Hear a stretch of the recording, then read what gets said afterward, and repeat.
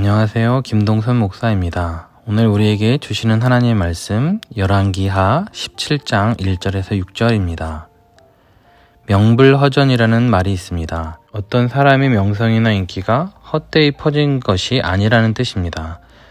어떤 사람이 유명한 이유에는 다 그만한 이유가 있다는 것이죠. 반면에 그 반대말도 있죠. 이름값도 못한다는 말입니다.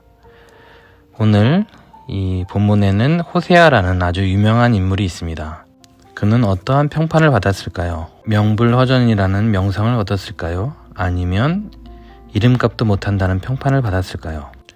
호세아는 이스라엘의 마지막 왕의 이름이었습니다.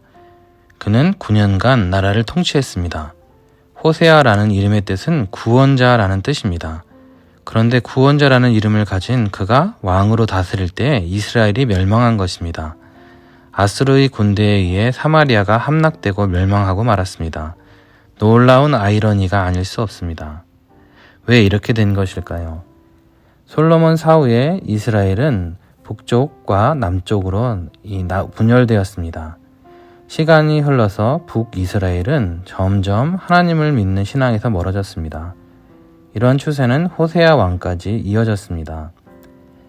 호세아는 아수르의 지지로 반란을 일으켜서 이스라엘 왕위를 차지했습니다. 그 대가로 아수르에게 조공을 바치게 되었습니다. 하지만 몇 년이 지나지 않아서 아수르에게서 벗어나려고 이집트로 가서 도움을 청합니다.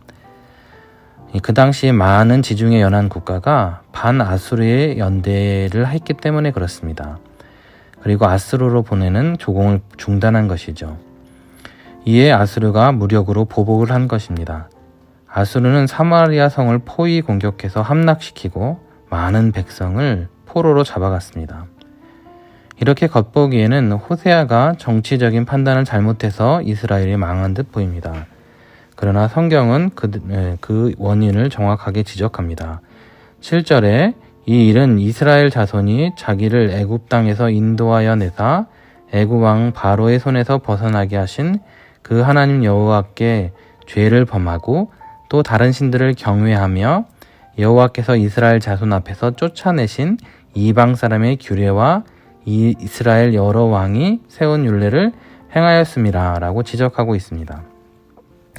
이스라엘이 멸망한 이유는 그들의 신앙적인 문제, 즉 여호와를 섬기지 않고 다른 신을 숭배하며 불의와 악행을 저지른 것 때문이라고 설명하고 있습니다.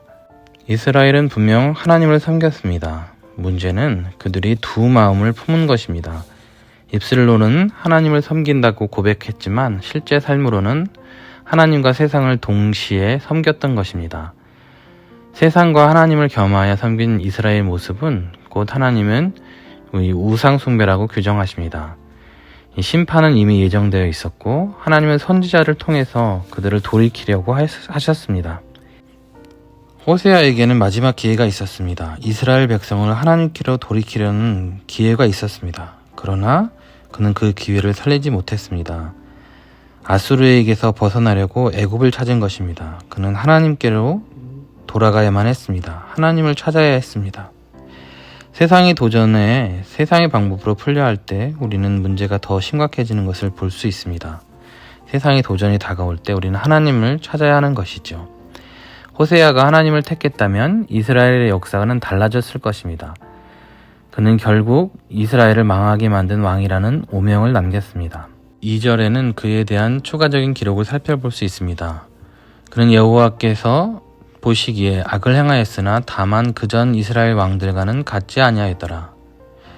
호세아 이전의 왕들은 악행을 저질렀습니다. 호세아는 그 많은 왕들 가운데 특이하게도 부분적이지만 긍정적인 평가를 받은 것입니다. 그러나 호세아가 이전 왕들보다 다소 나은 점이 있다 하더라도 그와 이스라엘 백성이 전심으로 여호와께 돌아서지 않았습니다. 그리하여 심판을 피할 수가 없었습니다. 우리는 다른 사람보다 더 낫다는 선하다는 평판에 만족하지 말아야 합니다. 절대적인 주인 대신 하나님께 인정을 받아야 합니다. 우리는 남들보다 낫다는 그런 도덕적인 평판에 안주하지 말고 하나님의 거룩하심을 우리의 절대적인 기준으로 삼아야 합니다. 하나님의 말씀의 기준 앞에서 우리 스스로를 살펴보아야 합니다. 아스르와 애굽 사이에서 갈팡질팡할 것이 아닙니다. 하나님만을 의뢰해야 하는 것입니다. 우리가 흔들리지 않으려면 기준이 있어야 합니다. 흔들리지 않는 하나님의 말씀이 바로 우리의 기준입니다. 하나님이 우리를 사로잡지 않으면 우리는 흔들리게 되어 있습니다. 이름뿐인 구원자 호세아는 자신의 백성을 구원하지 못했습니다. 그러나 우리에게 진정한 구원자가 있습니다. 구원자라는 이름을 가진 예수 그리스도입니다. 죄 많은 우리를 온전히 돌이키실 분도 예수님 뿐입니다. 그분을 통해서 우리는 하나님께 온전히 나아갈 수 있습니다. 우리는 우상 섬기기를 스스로 그만둘 수 없습니다. 스스로 열심히 노력해도 그럴 수가 없지요.